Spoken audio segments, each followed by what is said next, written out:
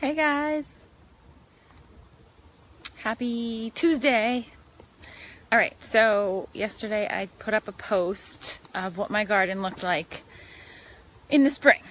And so there's definitely been some changes in here throughout the whole season. So summer was awesome. We definitely got a lot of stuff in here.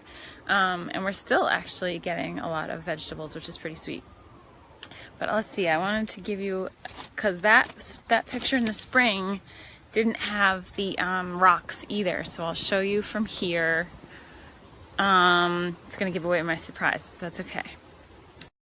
So this is what it looks like right now.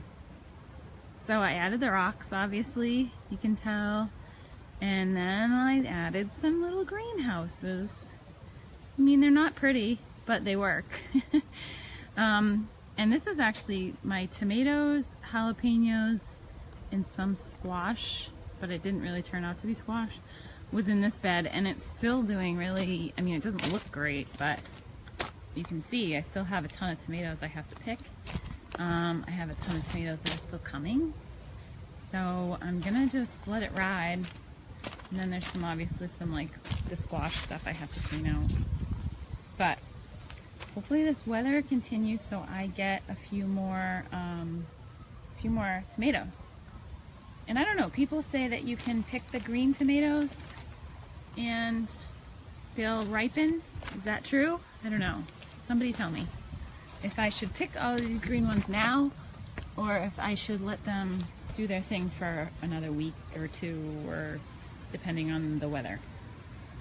Okay, so the beds that I greenhoused. So here's one pretty bed. It's not pretty. And then I did another one over there. It's a teepee.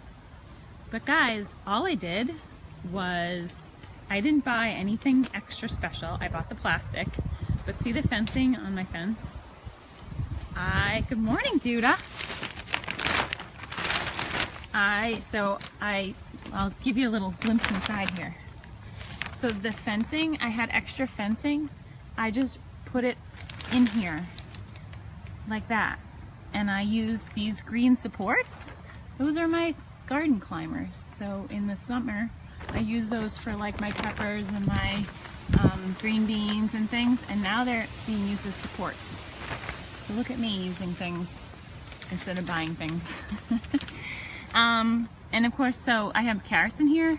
I have what hopes to be Brussels sprouts. I did make plant some broccoli and cauliflower, we'll see. And then I don't even know what those two are, but we're gonna find out. And then chives, I didn't know how long herbs last, but I'm gonna give it a shot in here. This is like an experimental winter thing that I'm trying. So that's one. And then I just obviously cut the plastic. My lovely husband made me a door so that it can close. And then in the other one, see, these are the seedlings that I don't know what they are, but I'm gonna find out. This is where the cucumbers were, so maybe they're thinking about growing again. I don't know. So then this one is a teepee shape. Hard to see. Well, you can see it from over here. So the lattice that I used was my cucumber lattice in the summer. So in here, see these lattices? I just tied them together and now they're used as a teepee for the winter. And then in here I have celery, I have beets, I have, what the heck are those? Radishes, and then I think this might be winter squash, but I don't remember.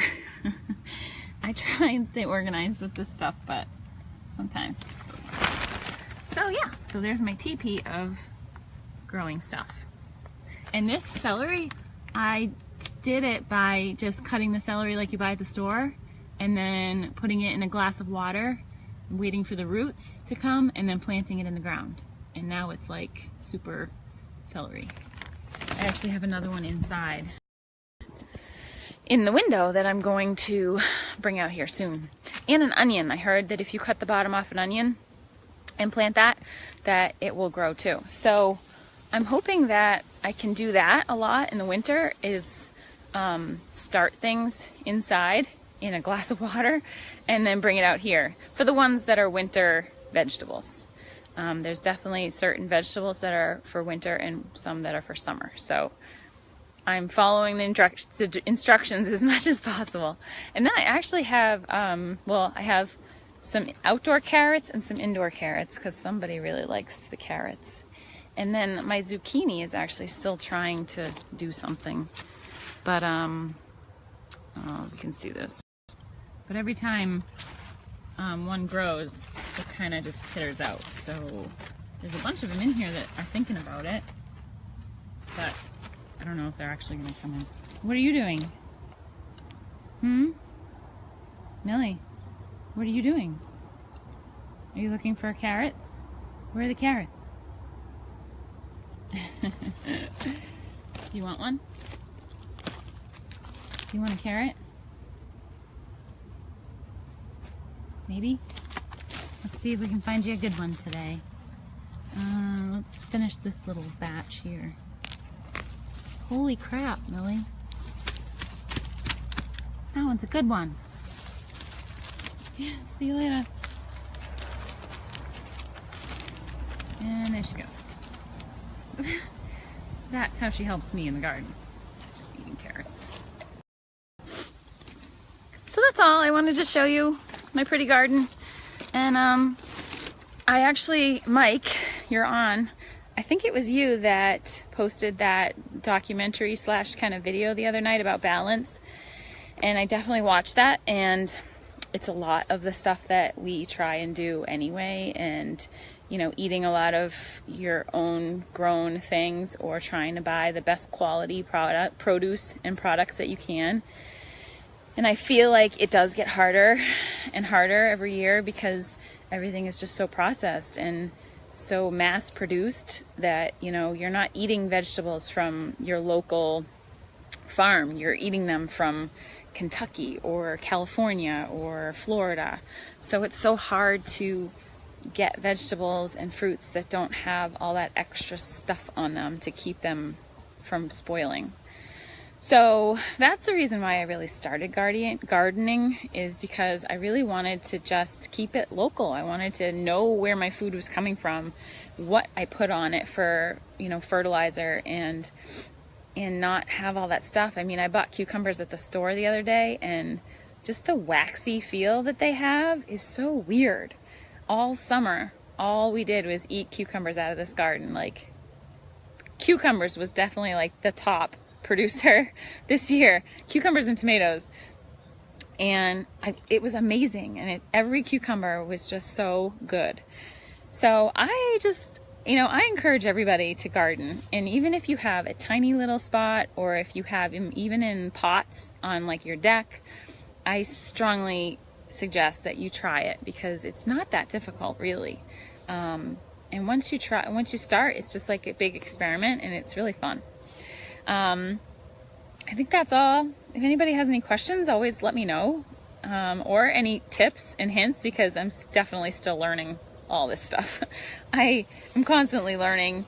I think in the spring, I'm definitely gonna focus on my soil and making sure that that is like top priority of making it like super good. We started a compost this year too, so hopefully by the spring I'll have some good compost to use in my garden. So that'll give me a little bit more peace of mind that my soil is getting really good nutrients. But I also think I'm going to do like a soil test, and I'm going to really pay attention to that, because that really plays a good part in how the quality of your plants. So that's all. I hope you guys have a great day. I have a busy day. I'm going down to the real estate office to do some training today. I'm totally loving this new business, and if you guys ever hear of anyone you know who's looking to sell or buy, or if you decide, you know, something happens, or you just decide that you want to move, I would love for you to contact me, because I really want my real estate business to get going, because I really want to get rid of that commute that I do to Lexington. So tell everyone you know. This is my career change, and in the next year I am hoping to get rid of my other job. I'm telling all of Facebook. That's probably a little scary. But it's the truth. So I hope you guys have an awesome day. Again, please help me out with my garden, or come over and help me garden. If you're local, come on over and have a tomato with me. All right, I'll see you guys later. Bye.